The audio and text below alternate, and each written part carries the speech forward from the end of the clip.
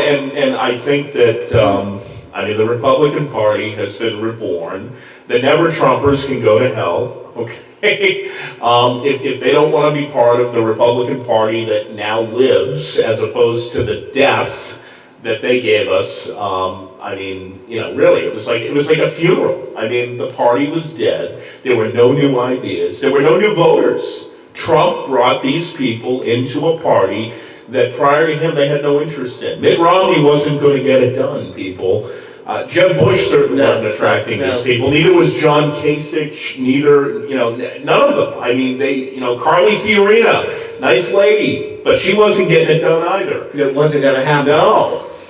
No, it wasn't in any way, shape, or form.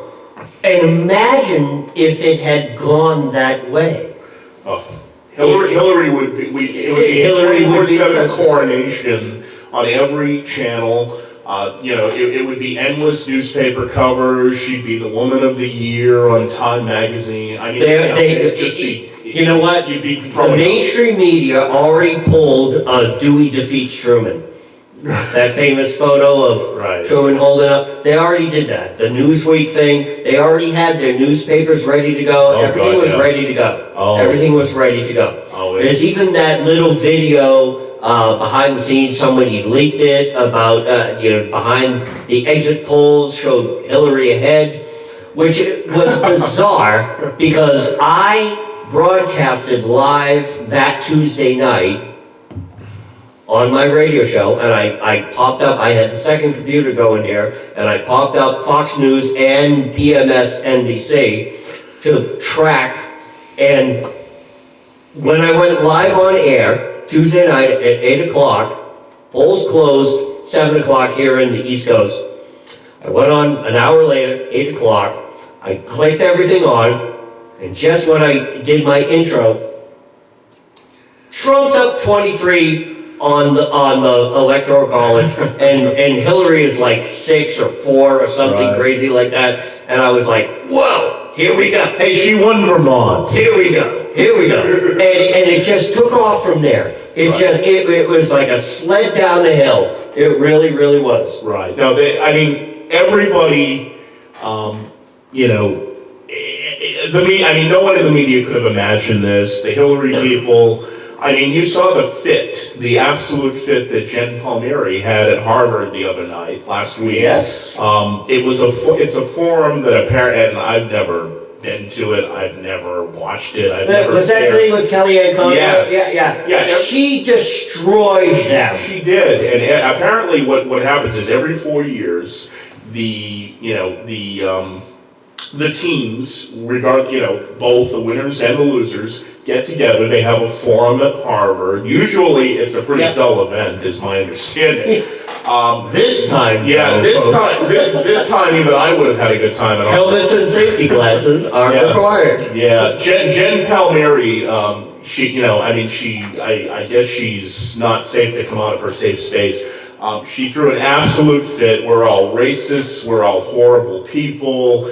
Kellyanne Conway and Stephen Bannon and Donald Trump ran a campaign for white supremacists, and it was just an absolute shit fit from a woman who just could not. And by the way, she is not made for television. If you don't believe me, Google her. Okay.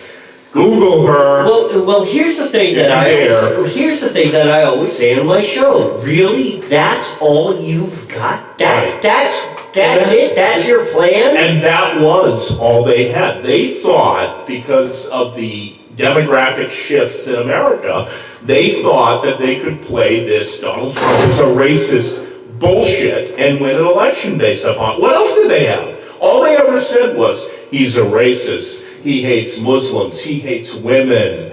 Look what he said on this tape 11 years ago. That was the whole campaign. It was, let's run not against his ideas, because they couldn't compete with his ideas. They couldn't, no. They even admit that now. They all. And that was always my argument, is that, okay, so what is your idea? Right. I remember that speech from Hillary Clinton where she was like, we're going to unleash a great economic plan since the beginning of World War II, World War II. And I remember I listened to Rush Limbaugh shortly after that speech, and even Rush said, really? This is the great plan that you have? Right. And his plan, and his premise was, really, you've been sitting on this for the last 8 years? Right. Why didn't you do this 8 years ago? Right, and let's not forget, she said that she was going to put Bill Clinton in charge of the economy. She's running for president. Her husband, I mean, the guy looks like the Walking Dead, for crying out loud. He could drop at any time. Yeah. I don't know what, I mean, well, we know what's happened to him. We know what his life has been like. But, you know, he's literally a corpse that's just walking around waiting to drop dead any moment. And she's going to put him in charge of the economy as if we can simply, you know, turn back time 25 years ago when people bought into his bullshit. I mean, look, they were, and you know, this is another thing. They were trying to run a campaign the way Bill Clinton ran a campaign, pre-internet, okay, pre-24/7 cable news, pre-Twitter, pre-Facebook, pre-Instagram, you know, pre-Gab. I mean, that's by the way, that's a great news service. I just got onto it. Check it out. It's gab.ai. I don't even know if I know the lingo yet. I'm just kind of getting into it. I've got a few followers. You know, it's kind of like when you start on Twitter, when you have, you know, one follower, you have to grow with it. But it's essentially the place where all of us, when we get suspended from Twitter, finally, because it's going to happen. I know I'm going to get suspended eventually. Well, I get suspended from Facebook about once a month now. and that's where all of us deplorables are going to go. And as far as I can tell, it is our safe space to say what we want to say without getting banned because some asshole. Do you get a free safety pin? Oh my to God! wear on your lapel? I know.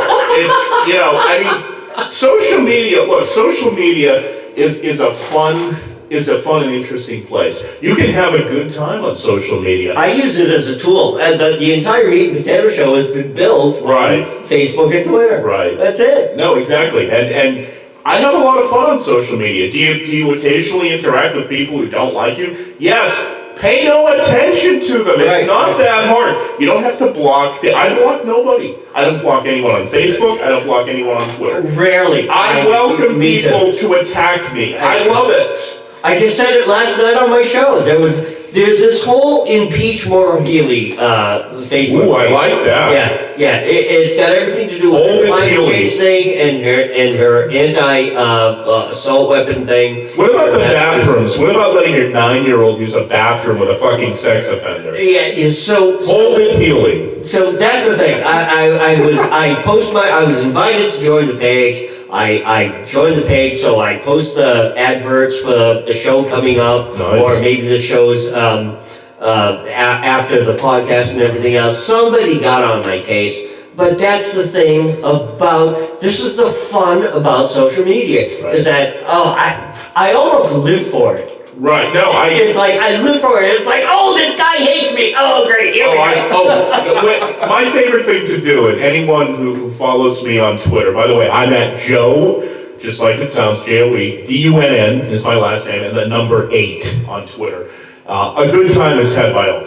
You can find me on Facebook, and I'm also on Gab. So anyway, what I do when I get blocked, and by the way, I was blocked for a time by the Attorney General.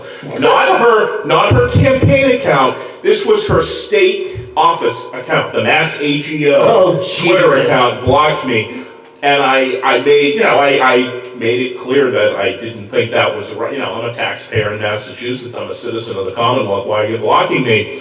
And I don't know if it was Governor Baker or someone else. Someone obviously heard my complaint about being blocked by an official, you know, state agent, you know, the Attorney General's office blocking me on Twitter, and I was unblocked. So, and also Mass Health blocked me when I went after them. What? Mass Health? Mass Health Twitter account blocked me. We got that changed. But my state senator blocks me. Barbara L'Italian is my state senator.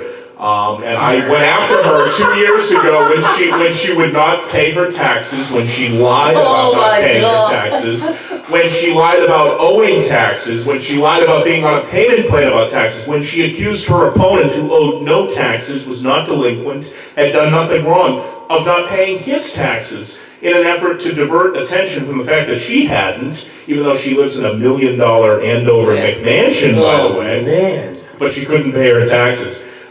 She could, however, put money into her campaign account. She had the money for that. She had the $15,000 or so for that, but she didn't have it for the DOR. Hey, Jill Stein couldn't raise $2 million for her campaign, but somehow she's able to raise $7 to $10 million for the recount. Oh, by the way, Jamie Eldridge, okay, Ted Busick's opponent, and by the way, Ted, we love you, Ted, my friend. Thank you so much for running against that asshole. He blocked me on Twitter. We used to interact, then all of a sudden, I guess my tweets, the safety pin was just not enough for him. Yeah, it got snapped. Yeah, so the safety pin got broken, and suddenly I'm blocked on Twitter. And we interact. Look, What, to Jamie Eldridge? Jamie Eldridge, he blocks me on Twitter. We used to interact, no problem with that. Folks, it's all about tolerance and understanding and diversity. Right, so what I do, when they block me on Twitter, I always put it on Facebook, I'm gonna put it on Gab now, and I always put it on Twitter, and I always let people know who these spineless assholes, like Jamie Eldridge, like Barbara L'Italian, okay, and others, I can't even think off the top of my head right now, but there are others. I have smart Democrats. I always put it on Twitter so people can see it. I put it on Facebook. Now I'll put it on Gab. So people can see how weak these people are, that they have to block people because they can't take the criticism. They don't want to see the criticism of themselves. Instead of arguing or fighting back, they just block. That's how weak they are.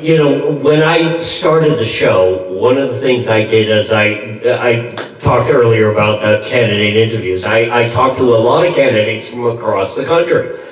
This was the premise of the show. This was an anchor of the show. Everything's archived, not only on KT&D, but on my other shows, and I quite literally have cassette tapes over here of things that I recorded when I was back on WCW, interviewing candidates, as far back as 2008 and 2010. We've seen these shenanigans many, many times. It's crazy how insane Massachusetts politics is. In 2014, I decided to change the show a little bit and try to get more Massachusetts people in because I had been paying too much attention to national stuff. I got a lot of emails, other stuff. You need to pay more attention to so I did. Silly me. I should never have done that. I'm going back to it.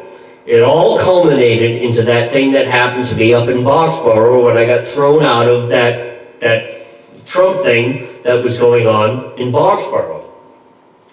I've decided now to just get out of Massachusetts Republican politics and supporting them, getting them on my show. It's a waste of time. I've been trying to get them on the show since 2014. Joe Dunn is one of those few guests that come on, Busiek, few guests that come on because they're the outsiders.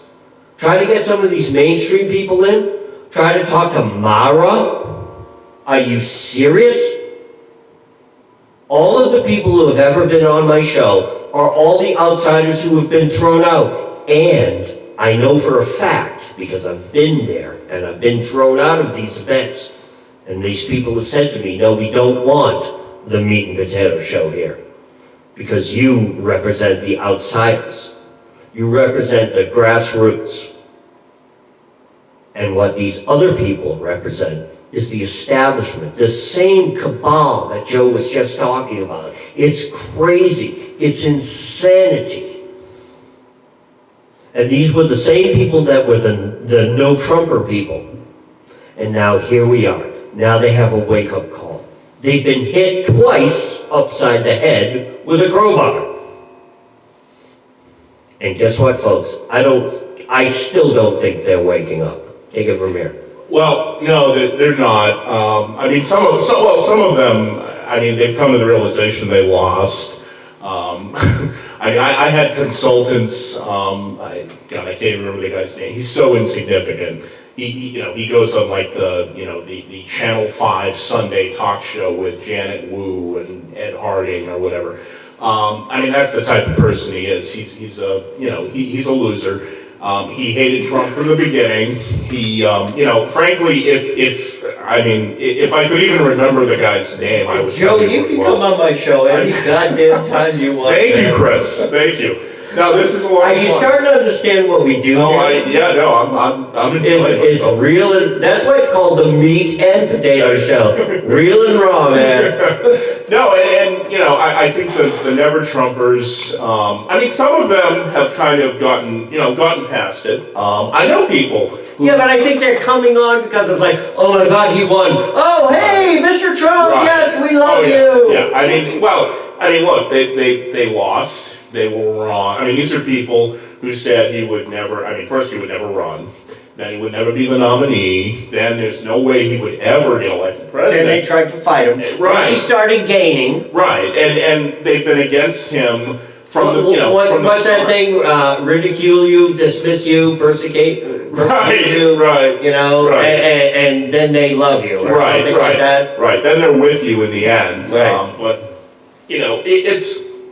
I just think that so many people were just they play by their own rules. Consultants, all they give a shit about is making money. They don't care if a candidate wins or if a candidate loses. There's always somebody down the road. That's right. There's always someone that new that's willing to pay them what they're getting, and many of them are way overpaid for the skills they have, which are very few. Holly Robichaud made a lot of money. Well, look, I like Holly. I think Holly's a good person. You know what I'm talking about. Well, no, I don't. Admittedly, on that one, I don't. But I made a lot of money off of losing campaigns. Well, yeah, but admittedly, I'm not going to attack Holly. I like Holly. I get along with Holly. She's a friend. And I know some campaigns she won, some she lost. I totally get that.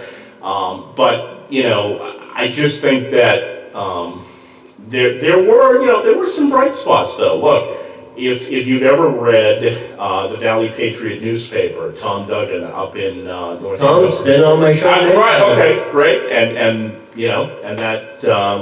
And that makes complete sense. I'm sure he was a lot of fun, and I'm sure he had a great time with you. He's a great guy. And he's a guy who used to be on radio. He worked for a station that didn't appreciate it. He got persecuted. He got screwed over, and And a co-host, another. I was just seeing in social media that there was another, not his co-host. Excuse me.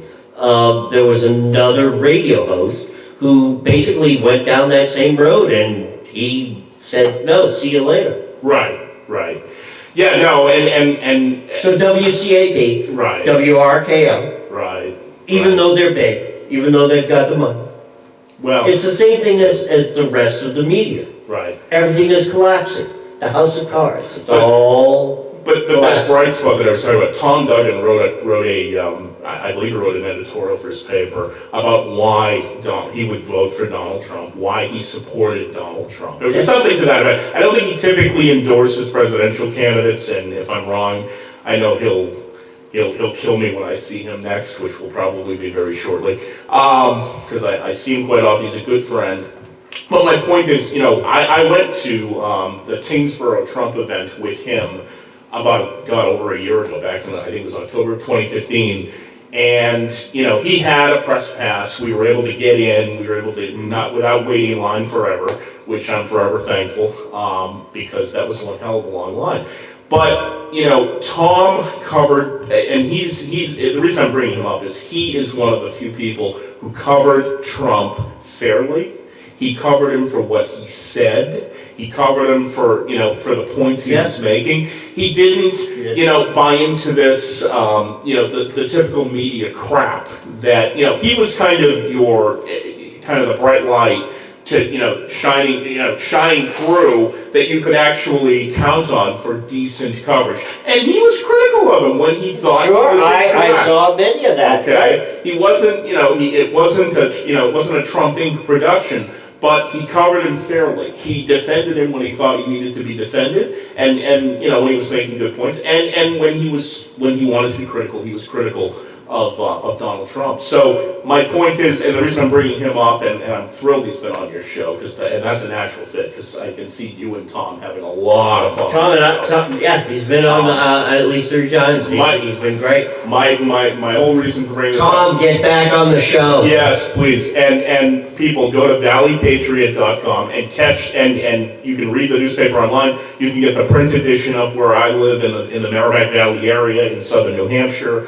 And I think even in some other places. So, and you know, I don't typically single anyone out. Tom is a friend. Okay, I am biased. He's a great guy. I like him a lot. And I'm biased. Don't worry. No, I got it. But I don't typically single out one particular media personality or one publication. But if you want a fair newspaper that cuts through the bullshit and doesn't, cheerlead for one side or the other. I mean, there are Democrats that Tom Duggan is supporting. He takes a lot of heat for that, too. Yeah, he does. But, if you want to cut through the crap, I would recommend that newspaper. I would recommend his website. I'd also recommend following his stuff on Facebook and Twitter. Sure, and that's what's great about Tom Duggan. That's what's rare.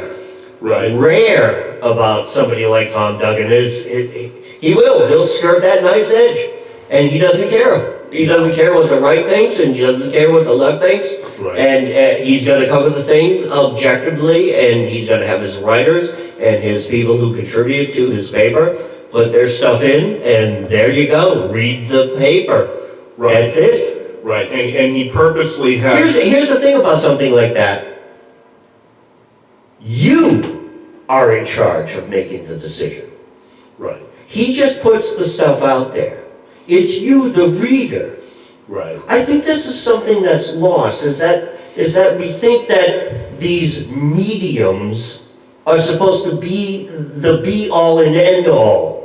The all-seeing eye. Right. The eye of Mordor that declares what's going to be. And we fail to understand that you, who reads that thing, you're the ultimate censor. Right. Decide for yourself, educate yourself, read this. You don't agree with it? Fine. You Right. agree with it? Fine. Right. Figure it out for yourself. Right. No, and on top of the job he does with his paper and with his website, he is a huge supporter of, anyone who knows Tom knows his personal history, knows about his dad, may he rest in peace, and, knows how he feels about law enforcement. And he has been, just someone who always gets to as many events as possible. He's held rallies to support the police. I went to one up in Methuen just a few months ago.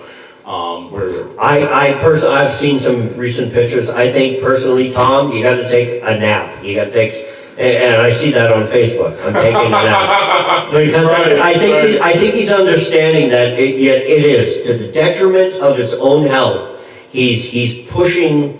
He's one of those people that's really sacrificing. No, and I have my commute's a little abnormal, but I have a pretty normal job schedule, like the 9 to 5 kind of deal. Not Tom Duggan. I'm getting up I get up early because I have a long commute, but I get up at like 5, usually about 5:30 in the morning. When I'm getting up, I am a social media addict. I admitting it is the first step.